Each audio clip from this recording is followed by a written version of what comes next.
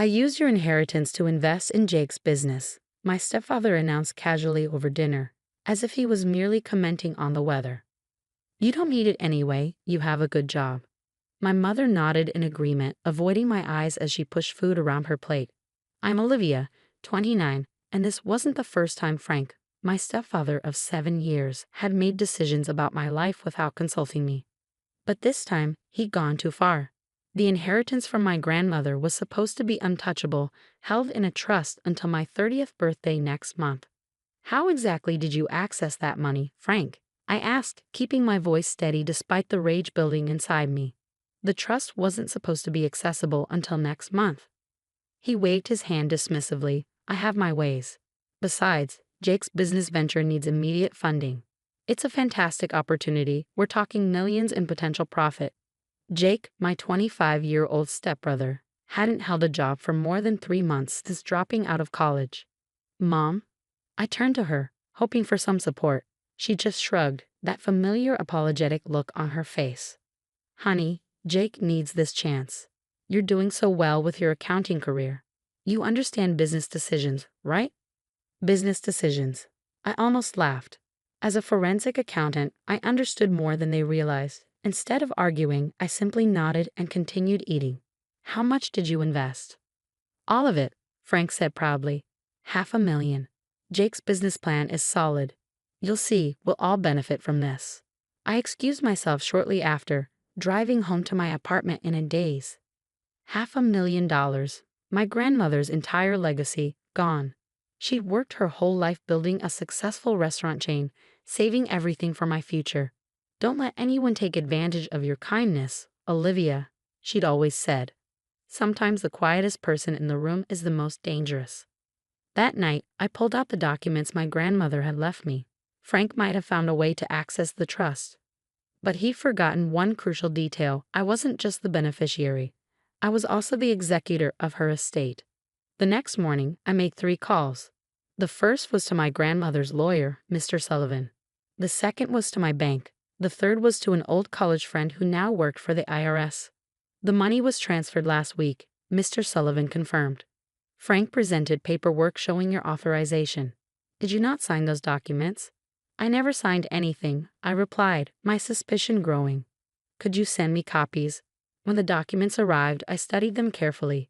The signature looked convincing. Frank had obviously practiced, but it wasn't mine. I forwarded everything to my friend at the IRS, along with some interesting discrepancies I'd noticed in Jake's hastily prepared business plan. For the next 2 weeks, I played along. I attended family dinners, listened to Jake's grandiose plans for his revolutionary tech startup, and watched Frank boast about his business acumen.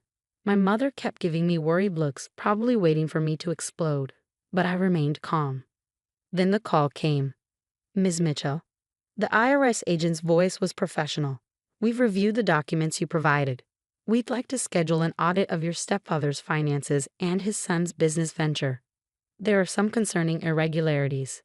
I scheduled the audit for Monday morning when I knew Frank would be meeting with potential investors for Jake's business. Then I waited. The weekend before the audit, Frank hosted a family barbecue to celebrate Jake's entrepreneurial success. The backyard was filled with relatives, all buzzing about Jake's brilliant business idea, some sort of app that he couldn't quite explain clearly. Olivia, Frank called out, wrapping an arm around my shoulders. Tell everyone how supportive you've been of your brother's venture. Such a generous sister, giving up her inheritance for family. I smiled, taking a sip of my wine. Actually, Frank, I have an announcement about that. The yard grew quiet as I stepped away from his embrace. There's going to be an audit tomorrow morning. The IRS is very interested in how you access my trust fund. The color drained from his face. What are you talking about? The forged signatures, the suspicious transfers, the questionable business plan, I listed calmly. They want to see everything. Jake dropped his beer. Dad, what's she talking about? You said she agreed to this. My mother stepped forward, her face pale. Frank, please tell me you didn't. The backyard erupted into chaos. But I just stood there, watching it all unfold. Sometimes the quietest person in the room really is the most dangerous, and this was just the beginning. The morning of the audit, I arrived at Frank's office early. Through the glass doors, I could see him frantically shuffling papers, his usually perfectly styled hair disheveled. Jake sat in the corner, looking like he might throw up. "Good morning," I said, walking in with two IRS agents. "Hope you're ready for this." "This is ridiculous," Frank sputtered, his confidence from yesterday's barbecue completely gone. "You're destroying this family over a misunderstanding." Agent Thompson, a stern-faced woman in her 50s, raised an eyebrow. "Mr. Carter, we're here to discuss the unauthorized access of a trust fund and potential fraud." "I wouldn't call that a misunderstanding." For the next 3 hours, I watched as Frank's carefully constructed scheme unraveled. The agents discovered not only had he forged my signature on the trust documents, but he'd also been running a series of questionable investments through Jake's new company. "Can you explain these transfers?" Agent Thompson asked, pointing to a series of transactions. Nearly $200,000 moved through 7 different accounts in 2 days. Jake looked at Frank desperately. "Dad, you said this was all legal." My stepfather's face had turned an interesting shade of red. "I was protecting my son's future. Olivia doesn't need that money. She's always been self-sufficient. Jake needs this chance." "By committing fraud?" I finally spoke up. "By stealing money that Grandma worked her entire life to save for me."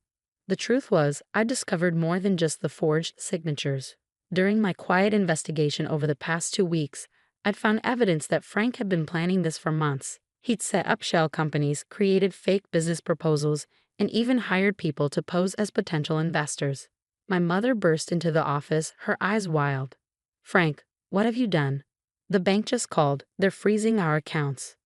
"Mrs. Carter," Agent Thompson interjected, "I suggest you sit down. We have some questions about your involvement as well." Mom collapsed into a chair, looking at me with tears in her eyes. "Olivia, I swear I didn't know. He told me you had agreed to help Jake." "Like you didn't know about the other times he took advantage of me?" I asked quietly. "The college fund he borrowed from? The car he sold because Jake needed the money more?" Frank stood up suddenly, pointing at me accusingly. "You ungrateful little. I've been more of a father to you than your real dad ever was. Everything I did was for this family." "No." I corrected him, maintaining my calm. "Everything you did was for Jake. You just saw me as a convenient resource to exploit." Agent Wilson, the second IRS agent, cleared his throat. "Mr. Carter, we've seen enough. Based on our initial findings, we're looking at serious charges here. The FBI will want to investigate the wire fraud aspects." Jake started crying, something I hadn't seen since we were teenagers. "Dad, you promised this was legitimate." "I didn't want to steal from Olivia." I almost felt sorry for him. Almost. "Your father didn't just steal my inheritance," I explained, pulling out additional documents. "He's been running a Ponzi scheme through your startup. Those investors you've been meeting, they're about to lose everything too." Frank lunged for the papers, but Agent Thompson was faster. "Mr. Carter, sit down. Any further aggressive behavior will result in immediate arrest." My mother was sobbing now, decades of willful ignorance crashing down around her. "How will we survive this? Our reputation, our savings." "You should have thought about that before letting him steal from your daughter," Agent Thompson said coldly. As the agents continued their questioning, I stepped out of the office. Through the glass, I could see Frank's perfect world crumbling. Jake had moved to the furthest corner, refusing to look at his father. My mother sat there, shoulders shaking with sobs. My phone buzzed. A text from Mr. Sullivan. "Just received confirmation. The trust fund transfer has been reversed. All money returned to your account with interest. Want to proceed with criminal charges." I looked back through the glass. Frank was now slumped in his chair, his empire of lies collapsing around him. He caught my eye, and for the first time, I saw fear there. He finally realized that his quiet, accommodating stepdaughter had been several steps ahead of him all along. "Yes," I texted back. "Proceed with everything." Sometimes justice is best served quietly. The fallout from the audit was swift and devastating. Frank was arrested 2 days later, charged with multiple counts of fraud, forgery, and embezzlement. Jake, though not directly charged, watched his dreams of entrepreneurship evaporate along with his father's reputation. My mother moved in with her sister, finally filing for divorce after discovering Frank had mortgaged their house without her knowledge to fund his schemes. She called me daily, alternating between apologies and pleas to drop the charges. "He's still family, Olivia." She begged one evening. Can't we just handle this privately? Like how you handled it when he stole my college fund? I replied calmly. Or when he sold my car? No, Mom, this ends now. The local news picked up the story. Prominent businessman arrested in $1 million fraud scheme. Frank's face was plastered across newspapers, his carefully maintained image of successful businessman and family man shattered. 3 months after the audit, I sat in the courthouse, watching Frank plead guilty to reduced charges in exchange for cooperation. He looked older, defeated, his designer suits replaced by off-the-rack clothing that hung loosely on his frame. Your Honor, he addressed the judge, I only wanted to help my son succeed. I never meant to hurt anyone. The judge wasn't impressed. Mr. Carter, you systematically defrauded your stepdaughter, multiple investors, and your own family. This wasn't about helping your son. This was about control and greed. The sentence came down, 5 years in federal prison, full restitution to all victims, and a lifetime ban from holding any financial positions. As they led him away, he turned to look at me one last time. I'm sorry, he mouthed, but I just turned away. 7 years of manipulation and theft couldn't be erased with a courtroom apology. Jake approached me after the sentencing. He looked different, humbled, perhaps even matured by the experience. I really didn't know what he was doing, he said quietly. I was just so excited about finally making him proud. I should have questioned why he had access to your money. I studied my stepbrother, remembering the arrogant young man who'd boasted about his business genius just months ago. What will you do now? Community college, he replied, shuffling his feet. Got a part-time job, too. Thought maybe I should learn how business actually works before trying to run one. I nodded, appreciating his honesty.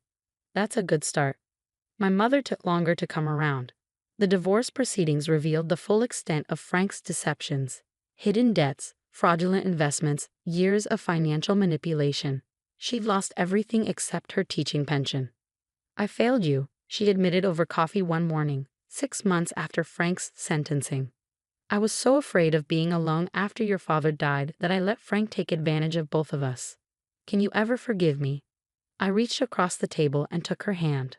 I forgive you, Mom, but things need to change. No more looking the other way when something feels wrong. She squeezed my hand, tears in her eyes. I'm learning to stand up for myself, just like you did. A year after the audit, I used part of my recovered inheritance to open a small consulting firm specializing in fraud prevention. My grandmother would have appreciated the irony. Her money was now helping others protect themselves from people like Frank. Mr. Sullivan stopped by my office on the anniversary of the audit. Your grandmother would be proud, he said, looking around at what I'd built. She always said you had a quiet strength about you.